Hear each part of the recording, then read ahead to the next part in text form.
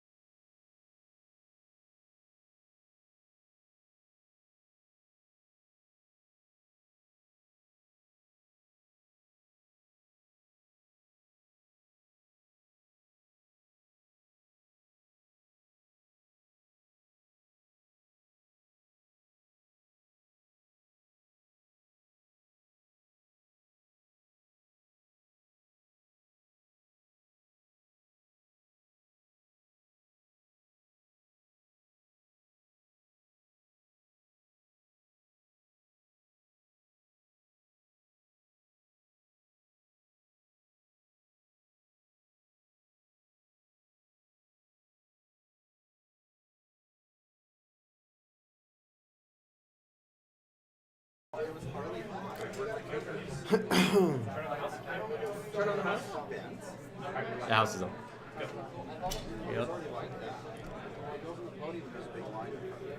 Yeah. We'll turn on the BYU just say welcome everyone. Yeah. All right. It looks like we're live here at the University of Utah in Salt Lake City. I'm Jake, Superman Mori, and alongside me we've got... Oh, that's cool. Left side over here on the first row.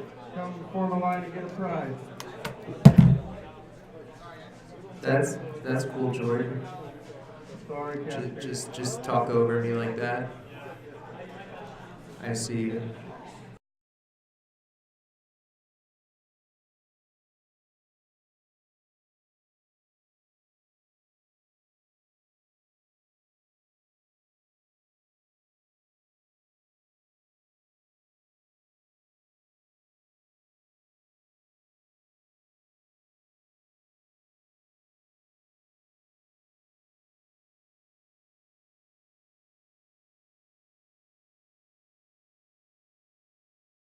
That's only going to show what's showing on the projectors.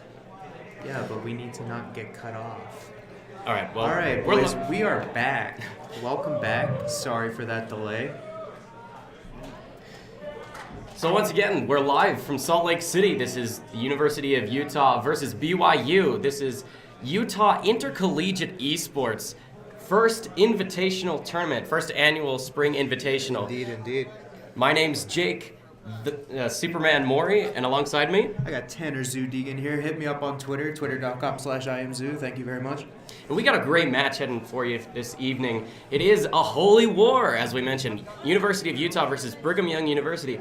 You'll see on your screen here on the stream, we've got the Brigham Young University with U.S. Economy in the top lane, Legendary Riven in the jungle. We've got Failco? Oh, 17. okay, subbing into the mid. Failco. And then we got Pleiss and Bosch Wilkins down there in that bottom lane duo. Now, these are some very, very good players. US Economy and Legendary Riven, very well-known players in that higher ELO brackets. US Economy has been a staple in Master Tier Plus for a while now. Yeah, and he's really versatile. I believe today he's going to be playing mid lane. This will be his third position he's played competitively in the past 2 months. So, yeah, Mason's super good player. Really excited to see what he brings out mid lane. He brought out some kind of cheese stuff earlier in the tournament. And, yeah, U of U is definitely not someone to let those pocket picks slip through pick and ban. So I'm excited to see what kind of new stuff he's going to pick up. Yeah, their performance through the round robin has been stellar. BYU actually is the only team to not drop a single game. Yeah, and now we are on to the University of Utah. We have Swish in the top lane. We have Toast in the jungle. We have Giraffe in the mid lane. James at AD carry. And then our boy Calvin at support. Now, this is a really good team. Like we were talking about earlier, they have two incredibly active hyper carries in their mid lane and their AD. And then more of kind of supporting people in the top lane jungle and support. What we usually expect from them is something late game scaling out of their mid laner. Kind of expect those pocket picks like the Xerath or the TF. You could see that coming, even possibly a mid lane Ezreal. And then from the top lane and jungle, kind of seeing things like Shen, Ivern, potentially even whipping out that Graves release in today if it's not banned. Yeah, we should be seeing pretty much the aggressive style of jungler. The Graves is a very, very valued pick. If not banned, we'll definitely see it come through here. Top lane, throughout this tournament, especially the ones we've been streaming here, have been looking at split push, trying to do like a 4-1 split. Yeah. And it's pretty interesting because BYU is the split push team. They're the 4-1. Legendary Riven in the top lane picks things like Riven, Jace, Fiora, Aurelia, and just runs that split. And the big thing is that their 4 others are very, very comfortable in being patient and letting him set up the split. University of Utah plays towards a lot more of a 5-man style, picking a lot of utility in the top lane. Swish, especially on his Nautilus, is an incredibly deadly player. Personally, having played with basically all these players before, you can expect something really, really big out of the top lane. And as we see, we have as we said, we have the Nautilus out of Swish. I'd argue probably his best top laner. He is an absolute monster. Once he gets ahead, he knows how to rotate, create picks. He knows how to set the pace of the game. Expect him to roam. If he gets a top lane advantage, expect him to roam bottom and set up potentially a 4 or 5-man dive with the jungler and mid laner. And it looks like Giraffe got that casted in again. We saw earlier today he got a Magi's stacking up quite nicely. I think he broke double digits at some point. This is interesting. So as far as bans have gone, we've got BYU has banned out Orianna, Lucian, and Lee Sin. And then, of course, University of Utah banning out Riven, LeBlanc, and Annie. Right, so... Yeah, and Annie was one of those champions that US Economy picked up and kind of just devastated the competition earlier in the day. We saw US Economy getting straight solo kills on Annie in the mid lane earlier today, even against Giraffe. So I'm really excited to see how this casting kind of plays into the Syndra. Their level 6 are kind of counteractive in the sense that he can avoid the burst and he can avoid the stun, but definitely look for that jungle pressure pre-6 from the Gragas into the Syndra. Do we see enough peel, though? We just have the Lulu and Gragas as far as protection for that Kog'Maw goes. Do you feel like that's enough? So the big thing is with Gragas can either engage or disengage. He's really kind of a very versatile champion that I think is incredibly underrated. One of the big things with Gragas is the fact that he can be like a primary source of peel. They don't really have anyone that's going to burst them too hard unless the Graves is running Thunderlords. I did not get to check. We might be able to see it here in just a second.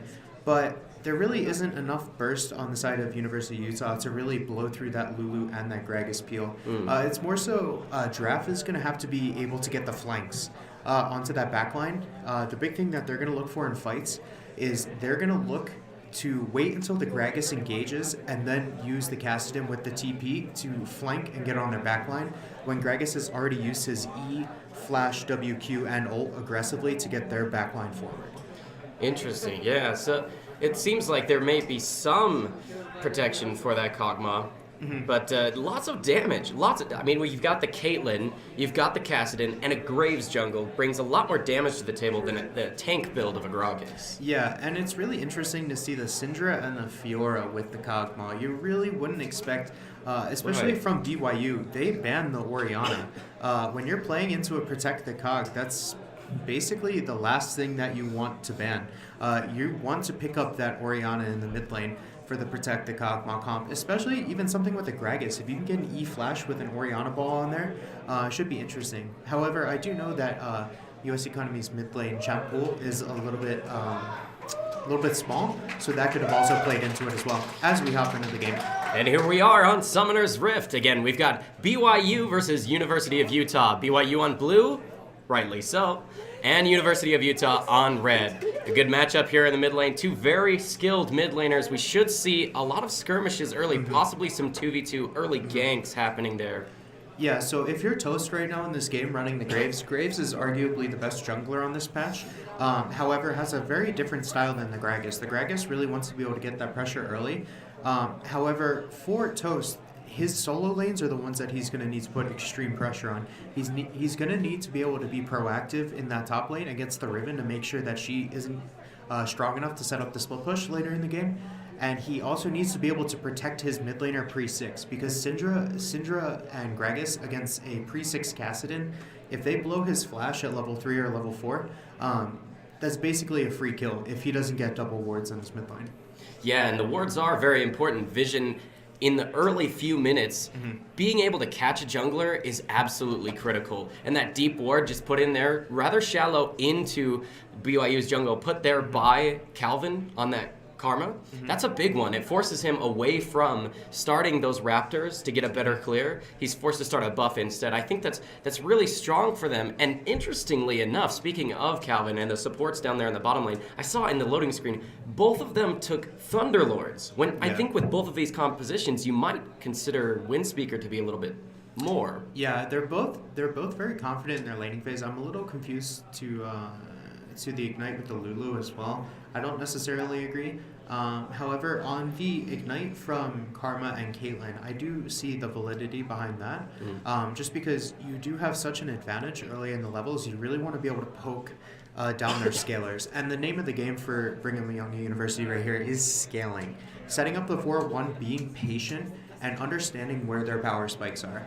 That's the big thing. University of Utah can end this game really quickly if they find the right holes, like in the early lane phase. And some amazing poke landing onto Plyce there. The alt Q from Calvin and a flash on top of that. Wow, getting the heal out from the Kog'Maw. No flash coming out from Plyce, and he actually falls underneath the turret. Yeah. Both summoners used by Kate. Really, really good play by James there, and it kind of just shows how James finished Challenger last season and is currently Master this season, having played so many games on Caitlyn where he understands his damage at every single level in the game, understanding that he can confidently flash forward, take that one auto attack for the kill, heal, and also be able to get out. That's mechanics that really just come from playing like hundreds and hundreds of games of that champion.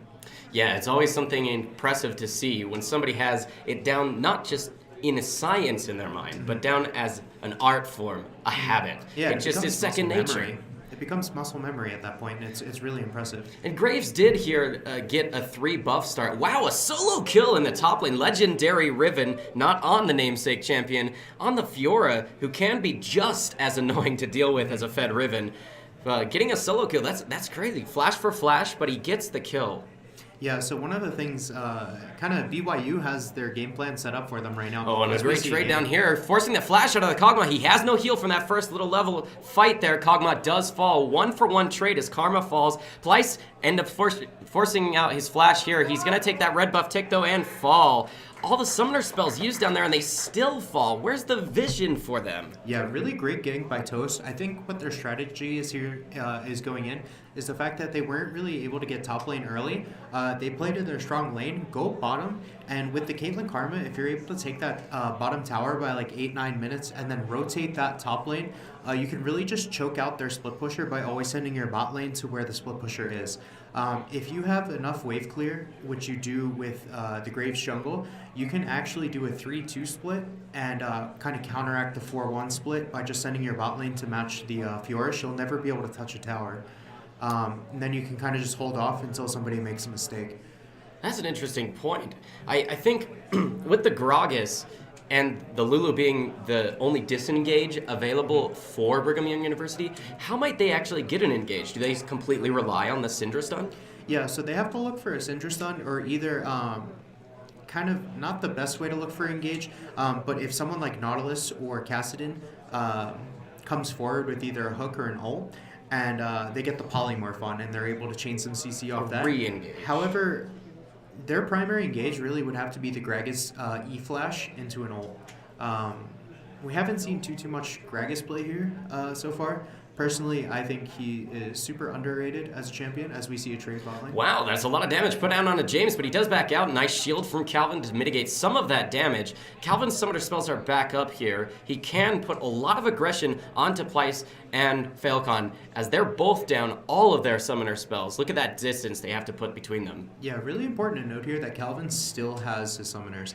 Still has that Ignite. If he gets a Mantra Q onto the Kog'Maw, there's really not much that he can do. He can flash forward, Mantra Q, W, and then go into an ult. Oh, and Toast shows up. Legendary Riven, when aggressive, does actually riposte the stun, and the damage from Toast doesn't actually take him down. Yeah, it looked the really back close. half of Oh, that Q.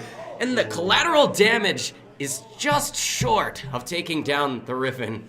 Yeah, so I really like that decision there by Toast to be able to go top lane just to make sure that evens out a little bit. Nautilus really isn't going to be able to win this lane. However, he is going to be able to mitigate the damage that is done by the Fiora. As soon as he picks up his, I would assume that Swish is going to be going for a Bomby Cinder here to help him clear the wave a little bit better. It should be pretty even until the lane starts splitting up. As we see an invade here by Toast. This is pretty risky. Yeah, pretty risky. They have pressure in the mid lane. Top lane, not so much, but... Good gank here, good gank here. Yes. US Economy gets low, forces the flash out. There wasn't a red buff. I'm not sure if that was necessary, but better safe than sorry. Yeah, it might have been a miscommunication between the solo laners not telling him that he used his ult top lane. I would assume Economy there thinks that Graves still has the ult, and if the back half of that Q lands into an ult, he has to be able to dodge that. That's a certain kill. That's a good point. That's a good point. And it looks like Gragas is going to secure his red. Our first dragon here is a mountain. This could be definitely something massive for either team, particularly because of their compositions, looking to siege turrets. And what we're seeing right here out of BYU is they're seeing their jungler going with the Chilling Smite here, even though he is down 700 gold. He's really doubling down on that early game pressure that we were talking about, kind of how Graves is someone that's going to want to scale. Gragas still scales relatively okay if he goes Cinderhulk with that HP and goes some like HP items like Visage and even like Iceborne Gauntlet if he gets ahead. But he's really doubling down on that CC so he can impact his lanes. Graves did get spotted out by some vision as he entered the jungle here. He was pinged as well. I'm sure that US Economy knows he's there. US Economy down his own flash, so he can't really choose to fight there, but it's good that they know he's there because bot lane summoner spells are only barely coming back up in the next little while. It's a really here. big bait here. This is. Gragas is showing up. There's Toast. Nice flash stun into the wall, and there's the Syndra ult on top of Ignite. Oh man, Graves falls, but there's a return kill by Giraffe. That's pretty big. Yeah, smart there for the Gragas to E-Flash. However, I think he should have E-Flashed onto the Cassidon. Seeing that he has more damage and also the fact that it's interesting to see that Toast didn't use his ult. But still, nonetheless, that's that 2v2 pressure that we were talking about a little earlier. A couple minutes past when we were expecting it. It's coming post-6 now as opposed to pre-6, but overall, it's still going to be a pretty bloody 2v2. Yeah, and you mentioned earlier Plyce with the Ignite. Having an Ignite in the mid lane as well means they're down a teleport summoner spell on the map, and Cassidon's already terribly mobile. Yeah, so it's going to be interesting to see how that Cassidon matches up to the Fiora, because right now, Cassidon is as big of a split pusher as someone like Fiora. It's just coming out of the AP mid lane. Usually when you run Kassadin, you want to run a 1-3-1 as opposed to 4-1. Ooh. Legendary As we pick Riven up the kill gets there. baited into the top lane, and a nice Q against the wall by the Graves on top of an ult just deletes him from the map. Yeah, Toast really popping off, and it's getting to the point now where it doesn't matter. That Chilling Smite purchase is actually going to be a liability now. Toast is really starting to scale, and he's putting out more pressure than the Greg is. He sure is. He's up farm. He's got more kills, a lot more kill participation, as there's a little bit of a trade happening down in the bottom lane. Grog is pretty close, and US Economy pinging on the way, but I'm not sure he can skirmish Giraffe in the river. Yeah, with that finished Rod of Ages and no really big pen items from the Syndra, it's going to be incredibly hard for him to kill the Kassadin now. That's why that Gragas needed to come earlier. Well, that's a lot of damage. Forcing the heal out of the Kog'Maw. It puts down an ult for a vision. A little bit of the execute damage does come through. James just backs right off, saving the summoner spells for both James and Calvin, respecting that play. That's important. Yeah, so now the question is, as we see it engage in the mid lane. It's a nice stun. Dodges out the Q damage, though. Giraffe turning back. Does get hit by one of those spells. It's a pretty equal trade, I think. Yeah, however, Syndra really doesn't Calvin have with the that. Mantra Q forces the flash out of the Lululu. And execute damage. One more auto flash forced from Calvin as well. Man, so close in either direction. Forced the heal from James as well. That would have been a guaranteed kill. We saw the heal animation go as two people roam down bottom. Ooh, great ult. Cask. Oh, Giraffe, though. He's got so much damage. The Q has the range to take down that last kill. No heal available. There's nothing left. So again, really smart from Giraffe, as it looks like University of Utah is going to pick up their first tower here. Indeed. Really smart of Giraffe to kind of identify what They're happened. missing with out on game local one. gold, though, I think. Yes, they did. Yeah. However, with running a AD jungler along with something like a Caitlyn, you really want that siege potential. Especially when you're going against a 4-1 split, you want to be able to push down those towers as quickly as possible so you can tend to that split pusher faster. Absolutely, absolutely. And now it's a little bit back to equal, I would say, in this top lane. Riven's got the lifesteal. Look, she's putting on that aggression, able to shove in waves with the Tiamat that she's completed now. Bomby Cinder can do somewhat of that in reverse. And the tankiness from a Chain Vest will keep him safe. But where do you see this matchup going as we start getting into the early part of the mid-game? Yeah, so the name of the game here is the fact that Fiora has that Vamp Scepter. Both of them have Wave Clear, although only one of them has Sustain. That really is just, like we were saying, University of Utah needs to rotate their bot lane to where the Fiora is. If they do that, then they should be fine. They have the split push advantage with the Kassadin now, so as long as they just run like a 3-2 or a 2-2-1, they should be perfectly fine. And it looks like that's exactly what they've done. Legendary Riven trying to be a little bit aggressive, but we've got the duo now here in the top lane trying to siege that turret down. Gragas is close. US Economy also closing in. Legendary Riven gets a slow. No mana on the Gragas. I'm not sure what they expect. He does E forward. If he had mana, maybe that would be something. And the flash was forced from James. I think he just didn't notice that the mana pool was gone. Yeah, interesting flash for sure. We're kind of just waiting to see if anything comes from this, but personally, what a lot of players do is when they see a player come onto their into their field of vision, they click on that champion. As we see a solo kill bot lane. That's very unfortunate.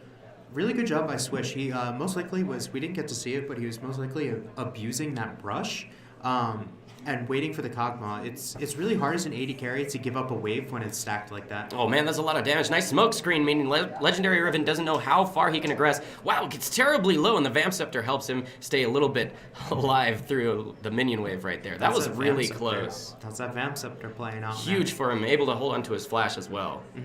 But all this time, Giraffe is just getting that push into the mid lane. Swish as well. Yeah, Swish getting that bot lane as well. It's really, really good that that he was able to understand that he could kill that Kog'Maw there, because if that Kog'Maw picks up a kill and they lose that advantage bot, it's going to be really hard for him to come back. Ooh, Giraffe gets US Economy's flash. That was almost another kill underneath the turret. That's just, you gotta respect that. The Kassadin has 4 stacks, both on the Roa and the Dark Steel. Seal. That's a lot of damage available to him, and the sustain. Yeah, so this game is completely on the Fiora. This looks like a catch on Plyce, though. Gets rooted by the Karma. Nice Lulu ult. The Wild Growth keeps her healthy. Toast doesn't actually get hit by the Gragas, but the last little bit of the ult from Falcal. That's going to be plenty of damage to execute the Graves. Yeah, good. And it now seems like they have the kills. Like they're picking up the kills on the right people. They pick up that kill onto Kog'Maw. They have the kill on the Fiora from earlier. They put up a kill on Syndra. However, they need to have correct lane assignments so their champions are able to pick up farm. If you see like mid lanes like 30 CS down, like bot lanes near 20 CS, 25 CS down, they really need to be able to freeze these waves while contesting neutral objectives or countering neutral objectives and let their champions scale. Yeah, I mean, CS leads across the board in every position. Not counting the supporters, they're tied, whatever. But University of Utah up 5,000 gold at only 14 minutes. That's a massive advantage. We maybe see teams that get a few little leads in the early game, maybe accruing 2,500 gold at this point. But we're sub 20 minutes, far sub 20 minutes with only one dragon taken. What's there to fight over when you have this much of a lead? It seems like you could just go straight at them, choose to fight at will. Yeah, so right now, University of Utah, this is their game to lose. It's not really their game to win. They really just need to like consistently like let their champions scale up and let that Kassadin split push against the Fiora, because Kassadin's gonna win that matchup 9 times out of 10. Even though it seems like the Fiora is ahead and like the Fiora like kind of counteracts some of the magic shielding that Kassadin does, Kassadin is just way too mobile and has too many slows to be able to lose that 1v1 to Fiora. As we see that Fiora 1v1 kind of soaking the wave though. Yeah, and I think the solo kill for Nautilus gave him a little bit of the tools to be able to do this. Oh, nice catch on the Calvin. That's Syndra's ult on top of Ignite, absolutely falling. Gragas forced to bank on his stun to keep him safe, but no, there's the Caitlyn ultimate to get the last hit. Man, there's a lot of this. The skirmish is happening in the mid lane. That turret's going to fall, and that's going to open up a map for a team that's already so far ahead. Yeah, and one of the big things to notice is the fact that Legendary Riven was able to proc the 4 parts of her ult against the Nautilus. That fight looked almost over for the Fiora, and then she was able to completely turn around, even blue Swish's flash. So that's where University of Utah really needs to realize that they need to match the Kassadin in the side lane with the Fiora and not have him in opposing lanes. Yeah, they made that same mistake, although they did come out with the win. The last game that we watched from University of Utah, where they did have a Kassadin, they did have the Nautilus, matching split pushes. They were using the Nautilus, who was not terribly ahead. Yeah, to match the split push, rather than the 10-kill Kassadin. Yeah, and that's kind of one of University of Utah's weaker points in their strategy and in their macro, is the fact that they don't play against split push necessarily well. That's just because Giraffe usually plays a lot of control mages. However, he is really known for being a great TF player in Ezreal, in which you can impact side lanes. But they're necessarily more of like a standard meta team comp team that just groups and fights and wins over neutrals. And speaking of grouping and fighting, we've got the Dragon coming up in 30 seconds. Scuttle was secured, and we've got Pinks in the river for University of Utah. With all of that gold, it's not a hard thing to buy a Pink from each member, put them out there on the map, and secure the vision. Defend the shallow vision and secure some deep vision for yourself so you can see what happens. Legendary Riven getting caught out though. You might realize that their Legendary Riven is meant to be on the other side of the map, but now 4 red people headed right at him. Yeah, I don't really understand the macro with BYU right here. They really need to be able to put that Fiora top lane with the TP, with the Infernal Drake being up. If University of Utah is able to secure this with a flank right here, this should be game over. Well, it's a little bit of a flank. Giraffe on the side. Remember, that turret has fallen. Nice dodge on the Q damage, but US Economy's ult comes through and deletes the Kassadin. Nice Q coming out from the Swish, hooking that Syndra into place. There's nothing doing. And they should look to take this. Mountain Dragon right here. And with their jungler and with their AD so far ahead, they could actually do something really cheeky, like 3 mana Baron while they're Kassadin and supporter split pushing or something like that. Right. Securing this Mountain Drake gives them that bonus true damage on structures as well as neutral objectives, meaning that sneaking a Baron with the gold, being able to secure vision, you can get those neutral objectives fast and securely with this kind of a lead and 2 Mountain Dragons. And even using something like a Blast Plant where you can blast over the backside of it. That's a strategy CLG was using a year and a half ago. Even before the Blast Plant, they would use something like a Bard or a Thresh and hook and Lantern over. That's something that not a lot of people do when they're on blue side or when they're on red side, because they're afraid of getting pigeonholed by the people on blue side. Right, and the ward that you see there on the minimap that does kind of show that part of the river and might show them being able to do the Baron, as you see it on your screen, it's coming off now, but that's kind of the position where you would see wards being placed to watch for a Baron. But as you said, if they come over the back end of that wall, there's no possible way to know if the enemy is doing Baron. Yeah, and if there's a ward there, the only way that they can see if that Baron is going is if somebody is standing directly in front of the Baron and the AoE projectile from the Baron is projected forward. But if everyone's standing behind it, they're going to be taking a little bit more damage. But it looks like Gragas is getting caught out in the jungle. And Monstra Q from the Karma, he just dashes over the wall. But he runs into Giraffe. Giraffe's got a lot of damage, and on the right side there's skirmish as well. Okay, a little bit of a disengage. Fiora comes in to try and catch Giraffe. He's got one more ult charge coming up in just a moment, but that move speed from the Fiora, one more proc will do it. She procs the last and gets the heal from her ultimate. She's going to disengage, but runs right back in to the Nautilus. We seem to see this happen over and over, where if somebody gets caught from BYU, if somebody from BYU gets a catch, then the Nautilus is there to just catch them in return. Yeah, so this is kind of where we talked about the confidence of University of Utah's mid and AD kind of coming into play. They're really comfortable on their champions, so they take a lot of fights that kind of in hindsight they probably shouldn't take, because they've played so many games with their champion that usually in solo queue without this kind of coordination they're able to collapse. They're able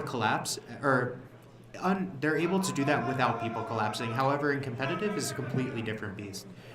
Right. And again, with this kind of a lead, which has now extended to 6,500 with James completing and finishing out his cull, that gives a lot of gold, as well as, of course, the kills, the skirmishes that have happened thus far. They're able to secure those buffs. They're able to own both sides of the map at this point, 3/4 at the very least. Yeah, and like how we were talking about earlier, this is just University of Utah's game to lose. This is all in their hands. They're in the driver's seat, and they're the ones that are capable of making the mistakes to turn this game around. There's really not much BYU can do in this case to really turn this around if University of Utah is playing standard. What can BYU do? So what BYU can do right here is really all they can do is if they pick up another solo kill with the ribbon and they're able to pick up another item. The next item that they're going to want here is the Black Cleaver on the Fiora. Once the Black Cleaver gets picked up, if he gets any sort of extra kill or two, he'll really be able to ramp up. Either that, or they need to have the Syndra pick the jungler and 100-0 Toast before the neutral objectives are up. Yeah, it looks like Toast has that in mind, with the Mercury Treads already completed and a little bit of a Null Magic Mantle there to help out. Nice ult, splitting up that fight as US Economy's caught on the side. Does he have flash? No, he does not, so he's going to fall over the wall. Calvin almost falls to the Ignite. Oh, he does, the last tick of Ignite. Excellent pick. Trading a 1-for-1 there is really important. As Riven comes through, gets the nice stun onto James. Riposte almost secures him the kill with using the Riposte to stop Nautilus's auto attack, which is a route in and of itself. Yeah, and that's one of the things that is actually pretty nice about the Syndra pick of running into something like Nautilus is the fact that you can still get your combo off even when you're caught out. And you can just kind of pick and choose who you want to blow up. Really good of him. I think that's twice now where he's gotten kind of caught out, but yet still picked up a kill. Helps him scale a little bit into the late game here. Yeah, but we keep seeing all these skirmishes happen, and they seem relatively equal. But then you look up at the scoreboard, you look up at the gold difference, and it just keeps growing. Yeah, so there's really not much you could do. When you're behind, trading 1-for-1 is actually not that bad. Trading 1-for-1 when you're ahead is not ideal by any means.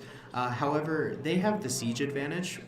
University of Utah has the siege advantage. So even if they do trade that 1v1, if it is the support, which both times it has been, they don't really lose any core part of their siege like fundamentals. So they're really able to still gain advantages even when they lose a member. And it looks like the supports are going different routes for their builds. It looks likely, at the very least, that Lulu is headed for that Ardent Sensor, and that Karma's headed for the Redemption. What do you think is the thought process there? Yeah, so Redemption... Oh, we do have a fight, though, breaking out. The Gragas tries to disengage away from Legendary Riven, but there's 4 members there, 5, in fact, and that's a lot of damage, like we pointed out. Yeah, so University of Utah is doing something really, really smart here. They're adapting on the fly, which not many competitive teams are capable of doing. Usually when you play competitively, you're able to kind of not master, but get really good at one or two styles, and it's hard to adapt from there. However, they understand that they just need to find the split pusher. Nice hook on a Plies through the wild growth, just falls, and there's an extra ult coming out from Toast that's not even necessary. The wave is gonna fall here. Toast caught out a little bit, takes a tower hit as well. Ooh, nice knock up onto the Cog and falls to the Caitlyn damage. The turret's gonna fall. That's the base broken. Only 24 minutes into the match.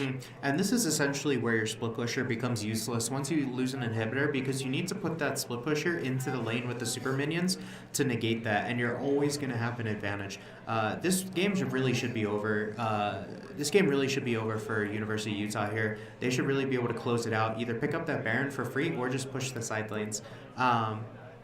Should they be looking for mid or bottom first, do you think? If they're not going for Baron. They should be looking to reset bot wave, because it's the furthest from the neutral objective. And then they should be looking to reset and push in bot, and then group around Baron, take that, and then push down mid. Good. Yeah, there's a massive wave stacking down there for University of Utah for Giraffe to pick up. It looks like US Economy is getting a nice pick on a Swish. Swish is terribly strong, though. He's actually flashes. I'm not sure if... Do you think that was necessary? No, I don't think it was necessary, but at this point in the game, you're so far ahead that you would rather guarantee that you're not going to make a mistake. You'd rather just burn that flash just to be extra sure, because something like that, if you lose your top laner with that Baron and your teammates are out of position, they could sneak a quick Baron, and then that entire inhibitor that you just took is completely negated because they just use Baron minions to counter push. And we do know that Baron would fall terribly quickly, as you saw just 2 members of University of Utah's squad taking down a dragon in seconds. And what's really smart here is that they're using their jungler and their support together to group. That's not something that many people do when they're securing vision, as they start the Baron here. They do start the Baron out. Again, look, it's already down to half in just like 3 seconds. There's no way that Brigham Young can at all respond to this, as it just falls. There's the smite. That's Baron secured 25 minutes in. Super minions are stacking up in that top lane. It looks like they're going to meet that. Yeah, so what they can do here is they just have Giraffe back, and they can send him... They should either send him top. Once this top wave crashes into their base, they could have him teleport onto the minion that first takes aggro from the tower to kind of sustain that while his group 4-man pushes mid. Or what they could do is just send him bot lane. But it looks like they're just choosing a group. Give James that red buff first, which is really smart. They need that extra damage. When you're ahead, it's really hard, or it's really easy to cut corners and kind of just try to end the game quickly. Right. Really mature of University of Utah to play this methodically and make sure that they're doing all their fundamentals correctly first before they move on to end the game. Right, so they did get the Baron. They were able to secure it easily with the double mountain and the nice vision control. Minions are cleared out here in the mid lane. It looks like a rotation down to pick up that tier 2. Oh, Fiora gets caught out, though, not even having an opportunity to flash. Yeah, and that's really weird positioning though she was in. She should be top lane and she should be counteracting those super minions top lane. There's really no reason for that Fiora to be there. I think this might have been a little bit of overconfidence out of those solo laners. Really great hook. Oh man, and US Economy, nice wild growth from Lulu, keeps him alive. Nice flash from the Gragas to miss out on Toast's last auto attack. And another hook, look at that. Man, Swish on this Nautilus ought to draw some bans, I think. He just seems to be everywhere he needs to be. Yeah, I've played with Swish personally for the past year and a half as his jungler and stuff like that. And if you don't ban Nautilus, you lose the game. And as he said, simple. The game was going to end relatively quickly. Just grabbing those last few kills, patting the KDAs as much as they can. The Nexus is going to fall.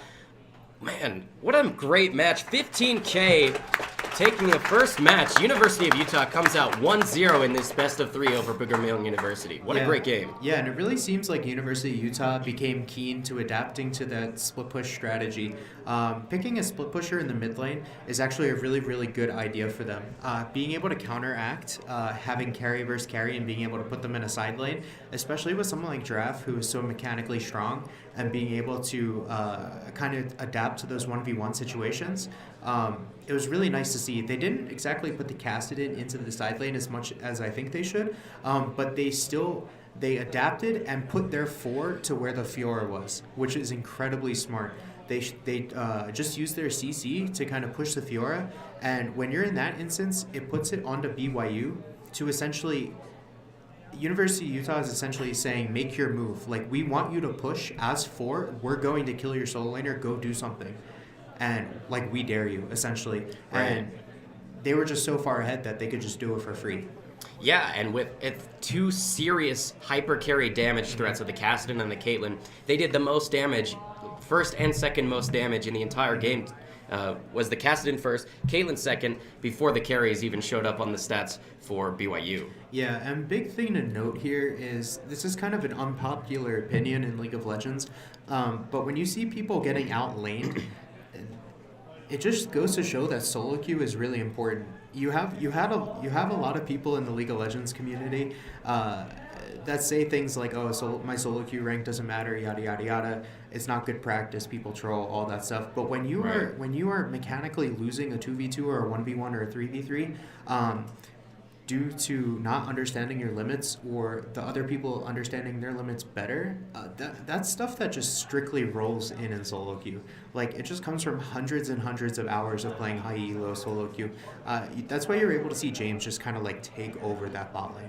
Yeah, but also it seems that with solo queue, having hundreds of games on a champion, having a lot of experience, having a higher MMR, a higher elo, sometimes that can go to your head. It can be a little bit of overconfidence. I mean, look at US Economy, look at the legendary Riven from that match. They took a beating. Yeah, so I personally think US Economy did a pretty solid job in that mid lane. There were a couple early trades that were a little suspect, but I think he, as a leader of this team, really needs to command their jungler more and tell him, like, hey, pre-6, you need to come mid lane for this Kassadin. I would be very, very, very surprised if we didn't see multiple bans being switched up for that next game, one of which including the Nautilus. Indeed, yeah, the Nautilus for sure. What do you think they should ban out against James if he's that super hyper carry that can take over any game at will? I don't know.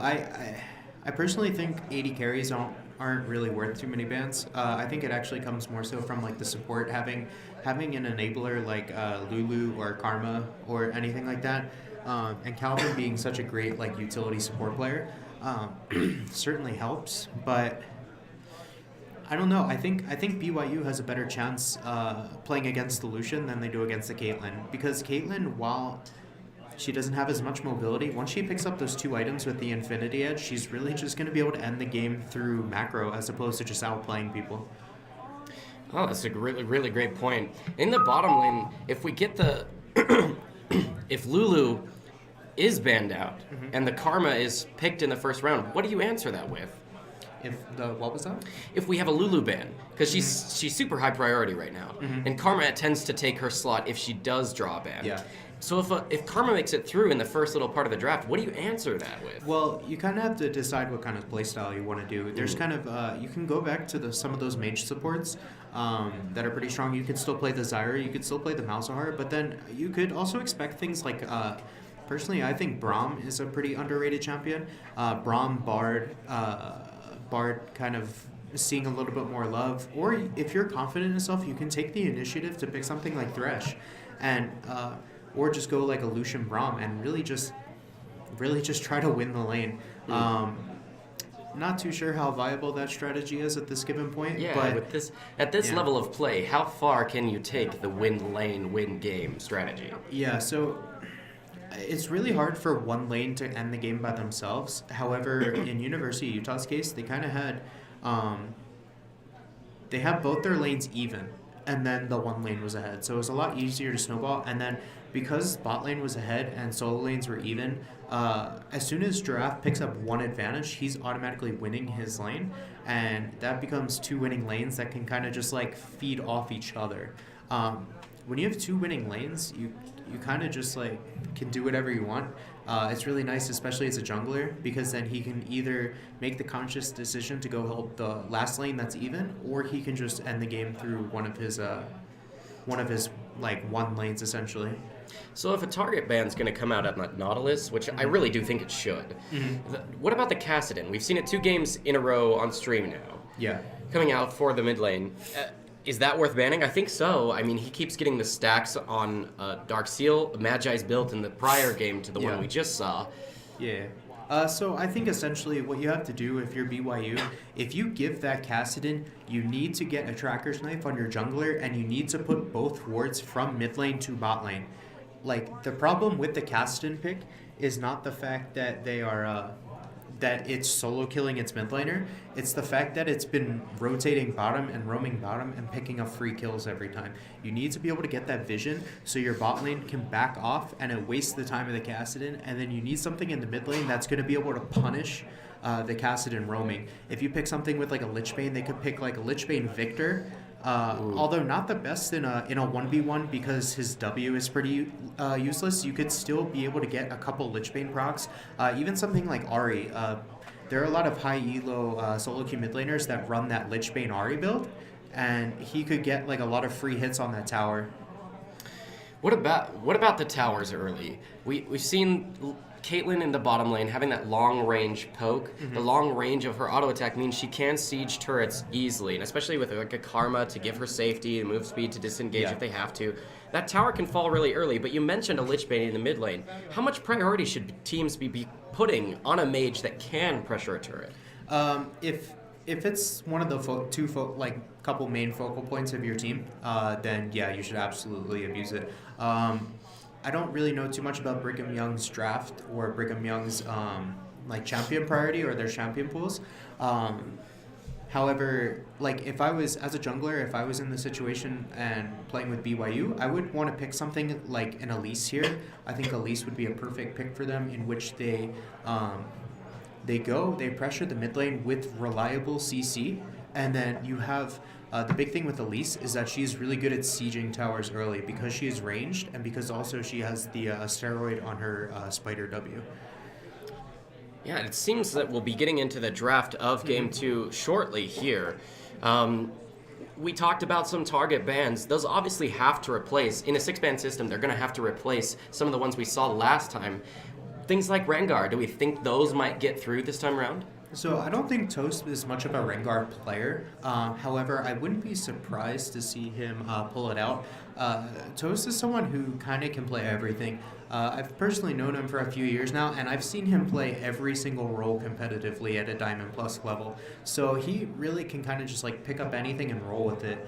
I think personally, if the Lee Sin doesn't get banned, I think you pick up something like Lee Sin, or you just roll with the Gragas or the Graves again. Like, to a certain point, if you're University of Utah, you're up game 1 convincingly. Like, make BYU ban your champions out. There's no reason for you to switch up anything. Like, if it's not like broken, don't fix it, you know? Yeah, absolutely. So for Game 2, which will be heading up here quite shortly, we're going to have switching sides, of course, so don't be confused by the Holy War switching colors. Blue side of the map will be University of Utah this time around. BYU will take red side. Again, this is a best of 3 for the finals. It could be University of Utah's to take on this match. Yeah, so contrary to popular belief, losing game 1 in a best of 3 or best of 5 is actually incredibly demotivating. Reason I say that that's kind of contradictory is because teams like TSM lose 65% of their game 1s and are still first place in the league. However, they're a little bit of an outlier. When you're a team that hasn't been together for very long, when you lose game 1, it's very easy to start to point fingers a little bit and kind of like lose some of that mental edge that you have. So being up 1-0 in a tournament like this is huge. Sure is. It's not a best of 5, so you don't have time to recover your mental fortitude. But let's take a look at those bans. It looks like University of Utah has banned out the Riven, the Annie, LeBlanc, and BYU took away that Kassadin as well as the Lucian and the Lulu as well, high priority. And it's really good. It's really good to see from University of Utah. Like, if it's not broken, don't fix it. Like, they have their champions still available. They pick it. They're comfortable. They just ran that team comp. Like, they understand what they have to do. Just let it ride. Just like keep going. Graves was able to get Toast gets his Graves once again. They were hovering the Caitlyn. I can't imagine they would let that fly. Like, they wouldn't give that back to BYU. They'll probably lock that in. Do you imagine they take the mid? Do they take the mid lane this early? They can't save it for a counter pick. Of course, they're blue side. So I think right here, kind of waiting to see what's picked right here. I would expect them to just pick the Caitlyn again, and I would expect them to pick, something like a Nami, or I was going to say Zyra. To fill that Lulu role. Yeah, exactly. And Nami's a really good fill-in for that. One of the big things here is I wouldn't be too surprised to see something like a Victor mid lane. Draft has a really solid Victor. Draft's kind of known as a player to really latch onto a certain champion and then just kind of master it and play it nonstop. And last time I was playing with him, he was playing a lot of Victor. Especially with that Vladimir gun, I think the Victor would be a really strong pick here. Man, Vladimir, he goes the full damage build right now in the meta. He goes with that Proto Belt early rush, trying to get a lot of damage rather than a kind of a tanky sustained build that can be susceptible to a Morello, to the Grievous Wounds builds. But a Sivir lock-in very quickly there. What do you make of that? I think right here you just got to pick Poppy and Victor. I'm calling it right now. So if that's Poppy right, is available. If that's right, somebody owes me something. Poppy to negate the Zac. When you're playing Poppy and you're playing against a Zac essentially does not get to play League of Legends. Zac with the Poppy W is arguably one of the most infuriating things in the entire game. And it looks like you're a prophet. Hey. Prophet Tanner here, ladies and gentlemen, Yo, calls shout out out. the Poppy. Oh, come on. Hovering a James, vein don't just do to this troll me. him. But that Victor's likely going to be locked in here. We got the Poppy Victor. And as you were mentioning, Poppy's W puts a field around her that stops enemy dashes that are not flashes. Yeah, right? and then also negates something like the Ahri here. Ahri is something... they already picked the mid laner. Never mind. For the top laner, it really negates things like Fiora. Really hard to hit your vitals when you have that. So seeing something more like a Jace.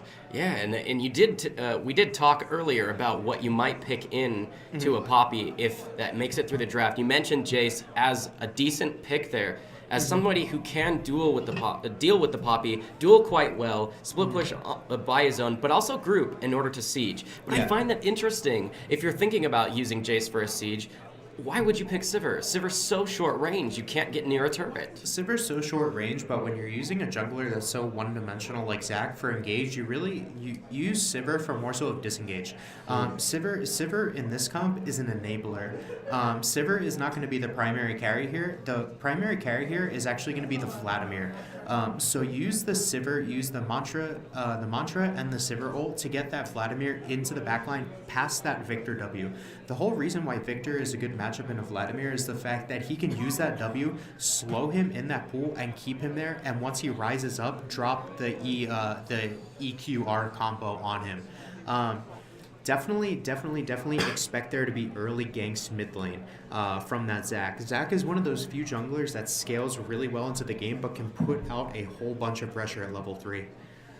Yeah, but Vladimir doesn't seem susceptible to a return gank. That pool gives him so much, avoidance. Especially with someone like Graves. And the only CC possible outside of like a red buff for the Graves starting something would be Victor's W, which is terribly telegraphed. Yeah, so you could potentially get away with a pretty cheeky gank here if Toast were to run Storm Raiders. If you have that red buff at level 3 and you're able to get a good angle, that Storm Raiders buff could actually kind of negate the flash distance if he were to flash towards his tower. However, highly unlikely. It's more so on the Graves to be able to protect his mid laner in early levels, so his mid laner can kind of pop off. But if you... What I see the problem being for BYU, and this is why I said that they were going to play Poppy, is the fact that when you pick Jace, your team is essentially on a timer. Jace has to win his lane by 20 plus CS and has to take tower at 10 minutes to really be effective as a split pusher. So if they're able to shut that down, the fact that they picked Poppy into it, with the good scaling armor, and the fact that Poppy can negate Zac ganks through Zac's E, it kind of like negates the fact with Jace as a split pusher. The Utah stream, or the Smash stream on the right, so just make a short announcement where we have stream Smash on the right in a second. Sure thing. Alright, so it looks like we're going to be having Super Smash on the right side. A little bit change up of plans here, and then we're going to be running League of Legends through the left side. Yeah. On the live stream, though, should just be the League of Legends. Correct. So, Yeah. just for our spectators here in-house, you can watch your choice of League of Legends. Or, it looks like we've got the, what is this, the quarterfinals? The best top 24 of Super Smash Brothers? This is the quarterfinal. Yeah. Okay. Excellent. Well, we've got the last 30 seconds coming in here for the spectator delay on the draft. Let's look at these team comps on the whole, though. We've talked about matchups. We've talked about what individual champions can contribute. But what are the win conditions? How can BYU maybe bring a win back here? All right, so the way BYU brings the win back is there's kind of a couple different ways. Their top laner has to win the 1v1 pre-6. That's one way. If he is able to win without jungle pressure, then he can split push effectively. However, if he is not able to win 1v1 with jungle pressure, he needs to be able to push in top wave and group early with his team so that he can kind of siege. Jace is one of those where it's like he's kind of a soft split pusher because if he loses the ability to split, he can always just group. He can group and siege. He's not a good team fighter by any means, but he can still group and poke. For those who play Jace, I'm sure many people here have at least played him from time to time. His build seems to vary based on day of the week almost. Yeah. What is the build in the meta right now for Jace? Yeah, so Jace was one of the people during kind of that lethality conundrum where he could just build 3-4 lethality items and then just kill anybody. There could be a 300 armor HP, like 300 armor, 4,000 HP tank in front of him and he 4-shots it. Jace right now kind of runs a little differently. So he's going to be running things like Black Cleaver. Still interested to see if he picks up the tier. Tier Jace is more so in the mid lane, but yeah, definitely pick up a Black Cleaver, and he's most definitely going to be picking up some early armor pen for that Poppy. Basically, what we're going to see out of the Poppy is the Bomby Cinder into the Iceborne Gauntlet, most likely. And for those of you who may be just joining us or may have forgotten thus far, we're into Game 2 now of the finals of Utah Intercollegiate Esports Conference Spring Invitational. First annual Spring Invitational here. This is the final match. This is the best of 3 finals between Brigham Young University and University of Utah. U of U is up 1 game over BYU, so this could be the final match of the entire tournament here if Utah can take out the win. And remember, it's a little bit flipped on your screen for the moment, but Utah is now on blue side. Correct. Which is kind of odd because they were red, right? The Crimson Elite. Yeah. But we've got BYU on red side for this match. We always swap the sides. Yeah, so name of the game right here is just getting the Vladimir ahead. Running that Ghost, they are really just going full out utility here. When they have things like the Karma, the Sivir, and the Vladimir with the Ghost, if they get any sort of lead, this game is just going to end. Really, like, they're just going to be able to chase down. Now, if University of Utah was running someone like Gragas, they would be able to disengage a little bit better. However, that's not a flaw in their comp at all. Graves is still the best jungler on this patch. You just got to see how they adapt to it if BYU does get a lead. Wow, that's a massive leash for the Zac there, getting help from both solo laners to start out that first camp. I'm interested to see how Toast jungle paths up to level 4 here, whether he just opts for a full clear or he goes for a 1 back and then a 1 clear.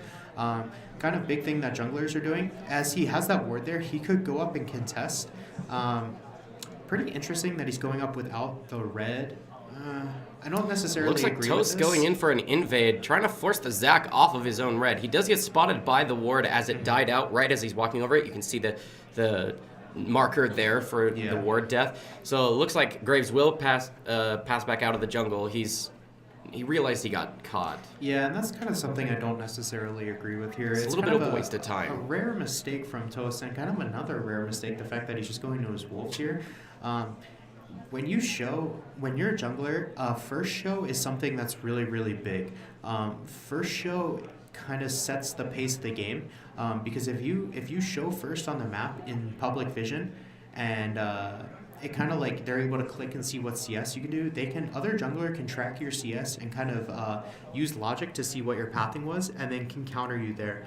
really shouldn't be a problem because Zach isn't much of a counter jungler at early levels, but it still stints the scaling from Toast early. Yeah, so down here in the bottom lane, we got a lot of nice poke down onto James, forcing some of the mana usage from both him and Calvin to stay relatively safe, but they're keeping that lane pushed in. How do you see this 2v2 going with the range advantage, the healing advantage, sustain advantage, both in favor of U of U?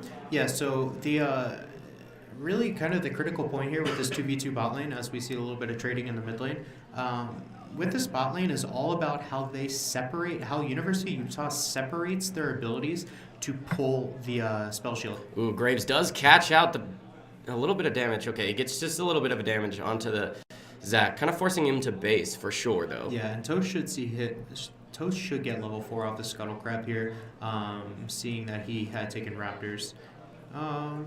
He should be able to hit at least on one more minion, or right when he starts his camp bot side, he should hit level 4. Really just shy of it. He didn't do the grump. So. Yeah, really good of him to understand that Graves with red buff still has that advantage over Zach, even though he's a half level down. But again, as we were saying with that bot lane, is they really need to be able to use like a Caitlyn Q to bait the Sivir spell shield and then immediately chain that into a Nami bubble. Being able to kind of pull that out and then act forward, it is a 22-second cooldown at rank 1, so it is like a really exploitable thing. Yeah, and we talked earlier about win conditions and particularly about how the early game ought to go. You said we need a few of those, or a number at least, of mid lane ganks on the side of Brigham Young University. They need to use that Zach to get onto the Victor, especially if he's down mana like he is right now, but buffs are starting to wear off at this point. Yeah, as we see a lot of aggressive trading bot lane. Flash is forced out. Blow out. the flash here and Ignite. It was really good to see Calvin using that Ignite early in the laning phase to get the advantage. If you're running a Caitlyn Nami lane, it's totally not like unreasonable to use your summoners early so you can push the wave. And Zach setting up here for a gank in the mid lane. This could be really good for them. Ping comes out. Oh, flash by the Vladimir, ghosting right onto him. Ignite comes in return. Nice flash over the wall, dodges out from the elastic slingshot and the slow. Giraffe gets away safely. Yeah. 2 summoner spells for 3 summoner spells. We got the Zach flash as well. Really, really good job by University of Utah there as we see some poke bot side. A nice trade, nice bubble. That's going to be in a couple more autos. First blood happens in the mid lane. Something must have gone wrong. Nice flash by Nami. Calvin down there in the bottom lane gets safely away. James is taking a lot of damage, though, trying to tank a wave as well as turn aggression back onto that Zach. All right, so one of the big things here is the fact, as we see the Graves kind of invading here, getting some of that troll music out of here. But seeing them dive, they should be able to pop the passive here. And if they juggle aggro correctly... they don't. James is going to fall. Which they did not do. The Nami Unfortunate. needs to take the aggro there first. Right. She could take 3 hits back out, and then the Graves can take 2 hits. But kind of how we were talking about early is we really needed Giraffe to be able to have those wards around mid lane to really feel comfortable to go aggressive. And if you saw, Toast did go with the early trackers, and they were able to put that ward down on the left side and spot out that Zach. And then all Toast needs to do is just return gank after that, and it's a free kill. Up here in this top lane, though, how do you see this going? It's forced of an ult from the Poppy to just give a little breathing room, but now Poppy's out of mana. Legendary Riven still got a decent pool, and was putting on a lot of aggression right there. Chain Vest start. Yeah, and in my opinion, a slight mistake there. So a really good ult by Swish. With it being kind of a utility ult, he can afford to do that if it's going to save him from being killed. However, he wanted the lane to be able to freeze. Although Legendary Riven is kind of just pushing the wave out anyway.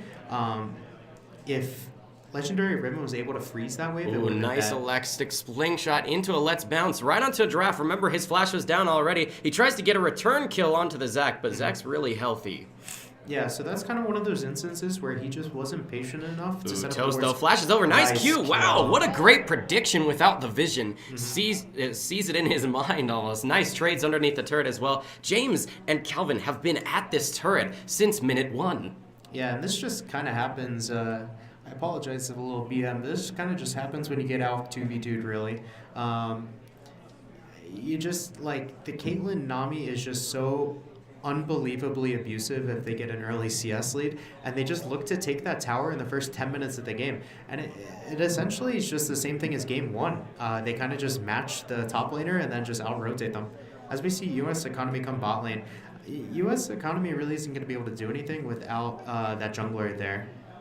Yeah, I mean, he might have a little bit of damage with a little bit of AP completed. He's got a couple stacks, but that's not enough, and especially without boots to quickly show up and be able to quickly put up damage. He needs aggressive CC to help him get into a position to actually deal damage. Completely agree, and that's why they kind of picked that Sivir Karma in the first place, is to be an enabler for Vlad. Kind of what we should expect from University of Utah out of the next couple of minutes is they actually, if you see at the summoner spells in the corners of your screen, Swish actually has about a minute advantage on his TP, and there's an Infernal Drake, and his bot lane is ahead.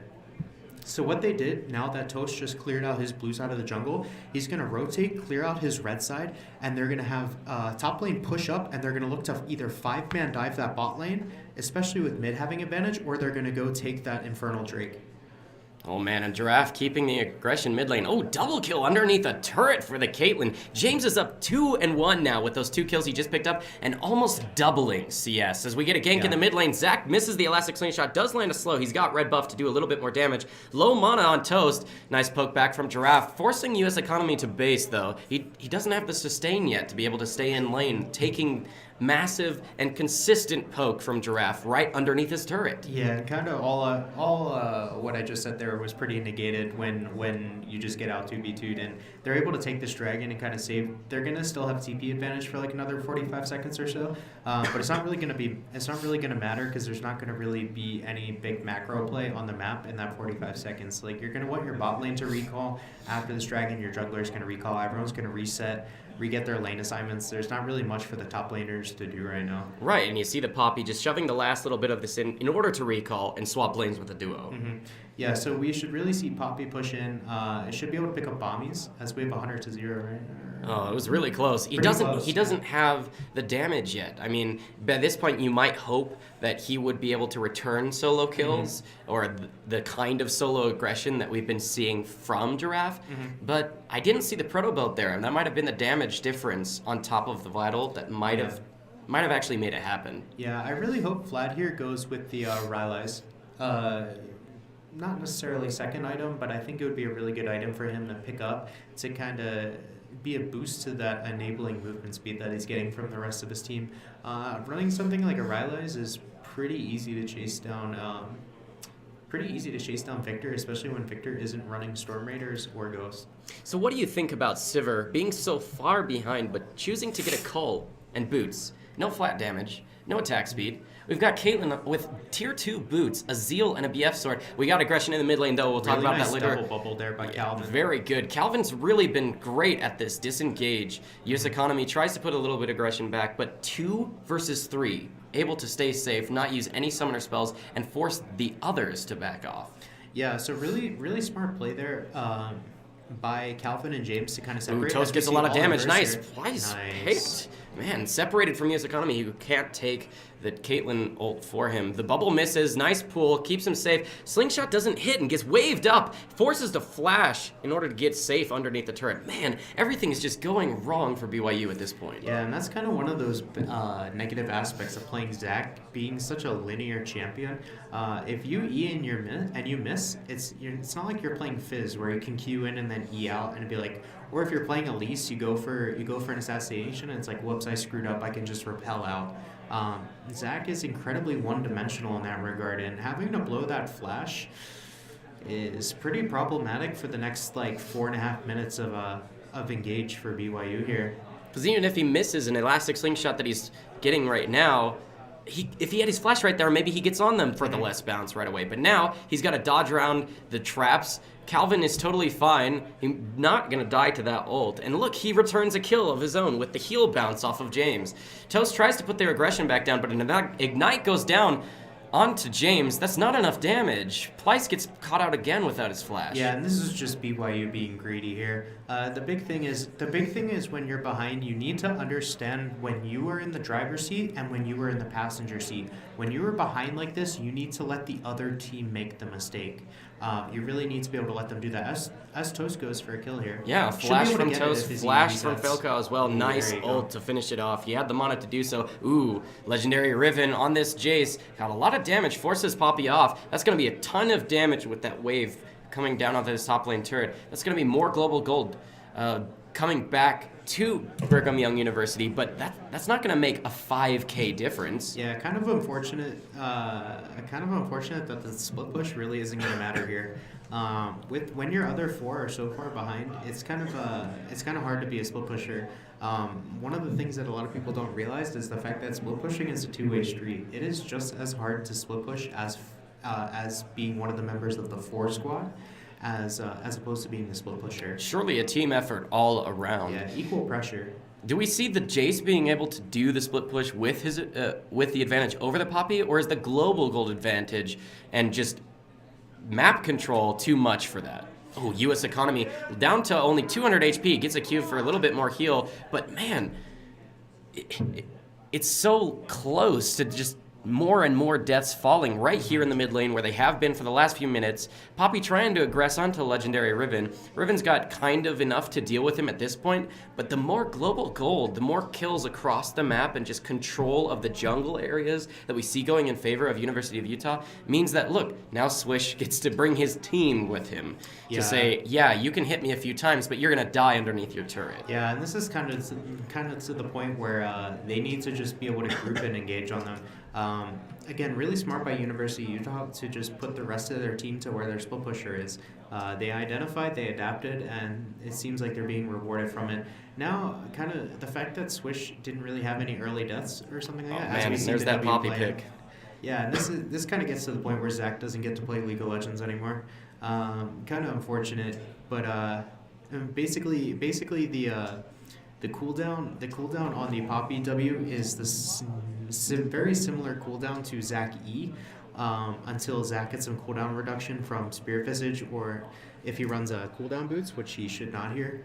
But he's already just going to be able to stifle every engage. Right, and already being down 0-1 has got to be playing on the minds of BYU at this point. Yeah. And the Zach pick being countered by the Poppy, Zach's got to feel like a cannon minion shooting at a Braum shield at this point. Yeah, exactly. And we saw it a few minutes ago in the mid lane where they just went for like a really not good engage, and they were just like, you could see them getting frustrated. Like you can see them, one of the hardest things to do is to be patient and find your pockets, especially when you're behind, because when you're behind, you feel like you need to make something happen right now.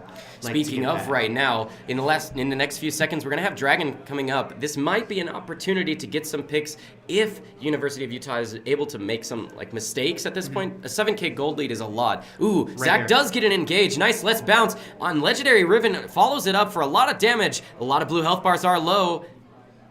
Nice crits. The bounces from the W from Sivir secures a couple of kills. Zach gets one of his own.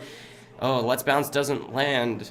The passive is available for Zach, so he's relatively safe to do this, but look at Falco. This Sivir movement speed does a lot for him, forcing the flash. The last auto would do it for him. Oh, nice movement Giraffe's speed. Ability should be up right here. He should actually get a kill here. All right, so... Oh, the Poppy does show up. A great rotation from the Poppy, able to secure a kill. But that was actually decent for BYU. They get a little bit back for them. Yeah, that's basically the best engage that they're going to get. So if they're able to take that while not losing many other major things on the map, if they're able to hold all their tier 2s, they can give this Dragon up. As long as they hold all these tier 2s over the next 5-6 minutes, they're able to pick up another item, half item, yada yada yada. They should be really able to next time they get a good engage like that, actually win a team fight and transition it into a big neutral objective like Baron. And speaking of Baron, the Mountain Dragon would do a lot for that on top of a Fire Drake. It's going to get secured here by University of Utah on blue side. They've got the Mountain.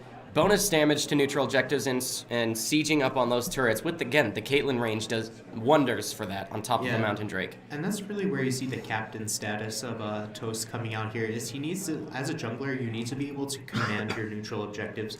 And that's really where the confidence in the role really shows. You need to know that what you're doing around the neutral objectives is better than the other jungler. And you've kind of seen this throughout all the games that University of Utah has played. He's always been the first one to the neutral objectives. And this is interesting that this time around, around. We do have a mid laner answering the split push. Wow, a full 100-0 deletion by blue side onto Toast from Toast's ult. Deleting the Sivir underneath her own turret. Man, that's just way too much damage. Not able to flash away from the collateral damage. We did use the flash from the Caitlyn as well, though, to secure that kill. Nice ult to knock up and secure the area for blue. Nice engage by the Zac. Able to go in. That's a nice knock up. Damage coming through. Toast gets slowed by the chilling smite. Flash over the wall by Plyce, gets a nice root onto Calvin. He's going to fall. Oh, the kill goes over to the support. Toast going to fall. That's a good turn. Red team, BYU, able to secure a few kills in return. That gold lead that used to be approaching the 8K mark has now gotten much, much smaller. Only about 4,000 gold at this point. And with that play right there, you really need to look at James and his positioning. He was positioned away from his team, away from his support. Without his flash. Yeah, without his flash there. And he might actually have even had his flash there. I'm not entirely sure. He used it to get the kill underneath the turret. Got you. So without flash, like positioning right there, as you see the Q kind of travel all the way across. And there it is. As you kind of like position that way later in the game, it becomes more and more punishable. And even being like 500-600 units away from your support with someone like Zac is where he is really able to take advantage. But shout out Zac, he's really been getting some really great engages here. That's now like 2-3 in a row. Really making up for some of that early game. And being 4-1-5, if Toast doesn't pick up some armor pen, this is something that could actually be like BYU's way back into this game. Yeah, and he's almost completed, he meaning the Zac here, has almost completed the Spirit Vision, one of those very, very important core items for him. Mm-hmm. Not just for Magic Resist to deal with the Victor damage, 3-1 and 2 on that Victor means he's got it, but the sustain, right? Mm-hmm. The increased healing from picking up your passive, the Bloblets, on the revive, there's so much there that is the bonus of the Spirit Visage can do for you, and then he can secure some armor items. The Tabi does a lot for him right now, but as you noted, the Black Cleaver, more armor pen on top of that, will just shred him anyway. Yeah, so one of the big things too is when you run a tank jungler that runs Courage of the Colossus, you're able to go into the utility side of Mastery Tree, and I forget exactly what it's called. I think it's Runic Armor, but you get 8% bonus healing and shielding. So you not only get bonus from your Spirit Visage and from your base healing, but also from your CC. Spirit Visage and along with those masteries is kind of like the perfect build for him. If I were Zac in this situation, I would definitely be building into a random. Ooh, Toast gets caught off though. He's going to take a lot of damage. Nice old collateral damage to try and get away. Good slow smite from. And they could just siege the tower here. They have priority. Oh, James, though, with a lot of damage. He gets into the brush. That's very much for him. He uses 900 caliber net to create some space. Nice trap underneath his feet. Able to get the Zac passive. He's going to heal off of the Bloblets here. Going to secure that kill. Man, so much bloodshed and an ace in favor of University of Utah. Starting off with that pick on Toast. Yeah, really nice micro play there by James.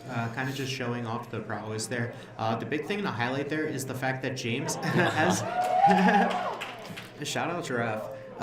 Giraffe, just wanting to be like James, right? James earlier falling to a turret accidentally as well. And the big thing to note with that skirmish right there is the fact that you could see one of the things that bad Caitlyn players do is they put their W down after a full auto attack. They put their trap down after a full auto attack, whereas you can actually animation cancel your auto attack with a trap. So you can auto, and while the auto is going, you can place a trap down. And he did that at 2 separate instances in that fight, and it just really goes to show that he has really put in the hours to get the mechanics down on that champion. Yes, as well. So in this meta where Blade of the Ruined King is so strong, and you've got 2 health stacking champions on somewhat of health stacking from the Vlad, right? Mm-hmm. But 2 champions that build a lot of health on Brigham Young's side. Mm-hmm. Why do we not see the Blade of the Ruined King coming out for Caitlyn? Okay, so one of the big things here is the fact that I think personally, you already have the sustain from Nami, and then you have the range advantage over the Sivir. So if you were to the active range of Blade of the Ruined King is actually shorter than Caitlyn's auto attack range. So you don't get to exploit that range advantage as much as you would like to. Going the BF option in lane and doing that really allows whatever damage he puts on the Sivir, it's gonna stick. And it's a lot once he starts getting that crit, it's a lot more upfront damage as well. I think it's just better because they're running multiple carries in their comp with the Graves and the Victor. So he doesn't really need that sustain to be able to like hard carry fights. He just needs to be able to put those solid chunks of crit damage down and let the team clean up. Right. And we've got a decent position here. Legendary Riven forced to back off, which means Poppy's free to roam up to that top side. Zach's got a decent flank position there in order to maybe land and engage, but they're down numbers, right? They're down numbers. They're not able to really follow up on a Zach engage unless it's exactly the one they need. Yeah, the big thing that Brigham Young has here is the fact that they do have the wave clear. They have the Zac, they have the Sivir. They're able to just wave clear this. And here's the elastic slingshot, forcing the flash out of Giraffe. He creates some distance. US Economy with the ult from the Vladimir puts a lot of damage down. Jace gets a double kill, a triple kill. He's going to get more. Oh man, that's so much damage. That's 4 for nothing. So 4 for 2, excuse me, in favor of Brigham Young University. They're going to chase down, get an ace here. This is incredible for Brigham Young University as Sivir is able to get away as well.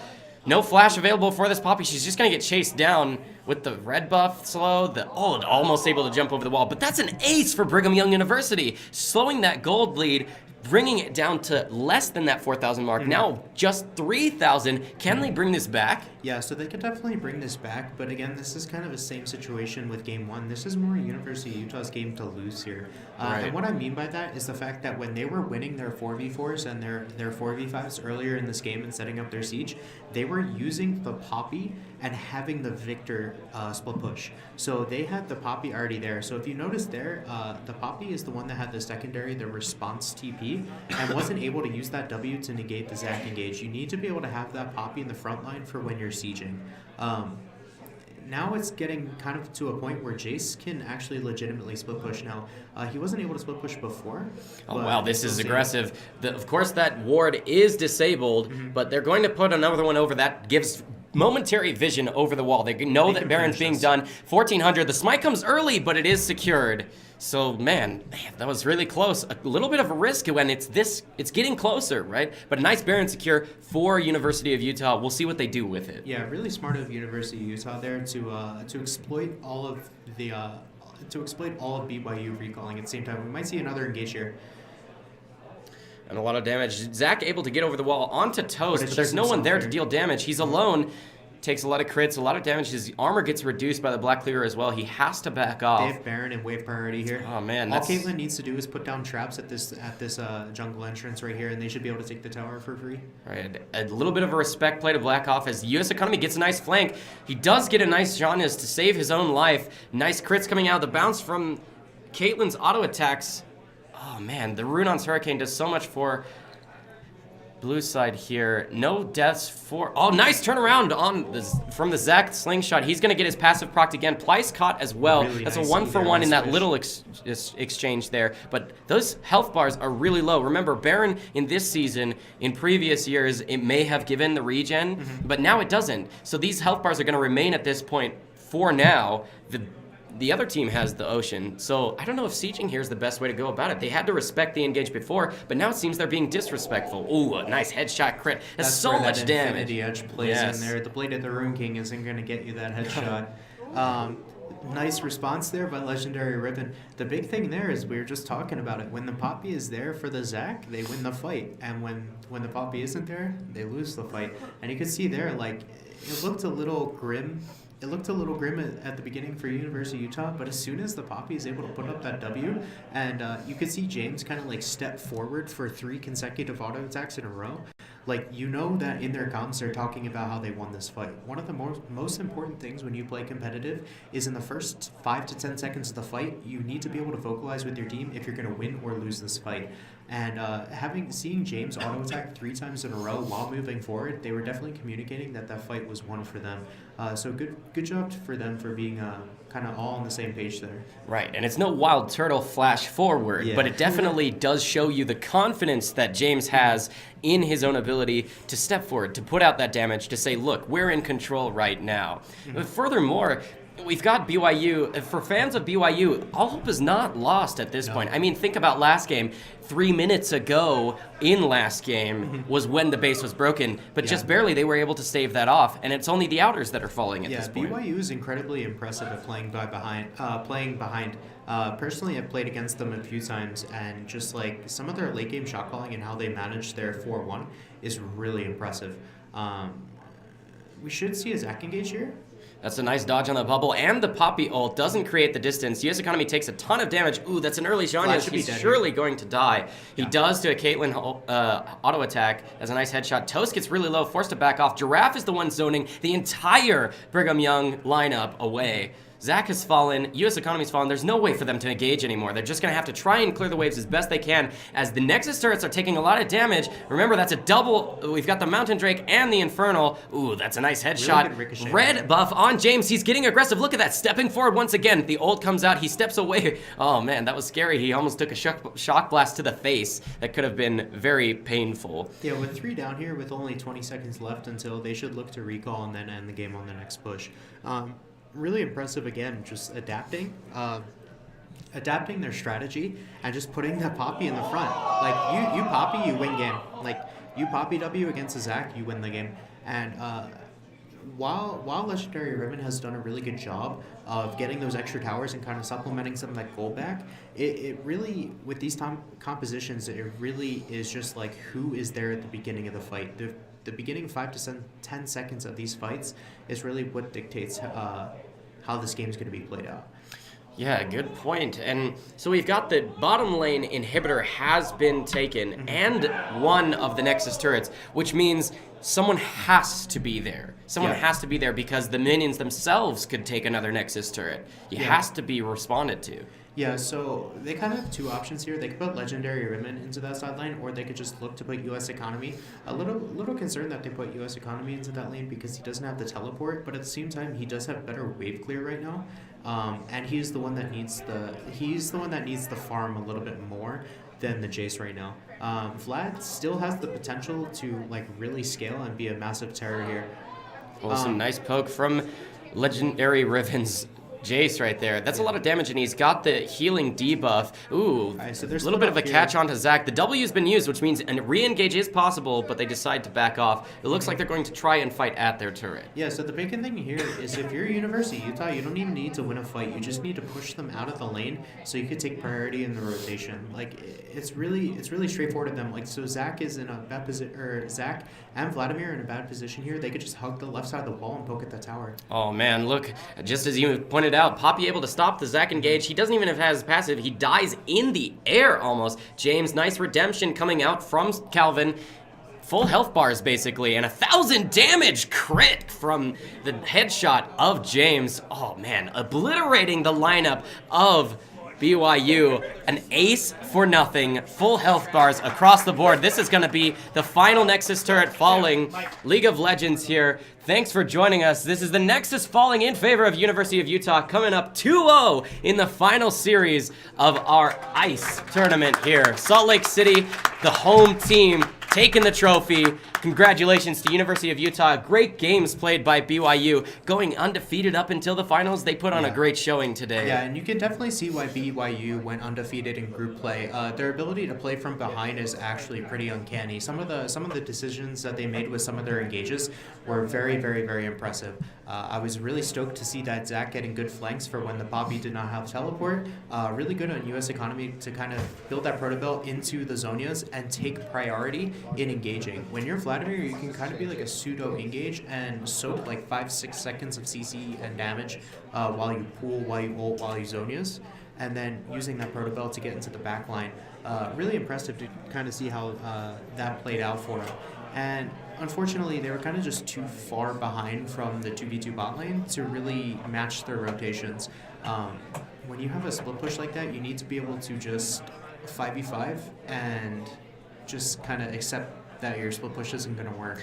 Right, with a 12k gold advantage at the end there's only so much you can do. I mean, James on the Caitlyn, once again, man, there's not much you can do. Like you've pointed out, 80 carry bands can only take you so far. James with the mechanics and that confidence from game one coming into it. Man, what a great showing today. Great games all around. But thanks once again for those of you who did tune into the stream.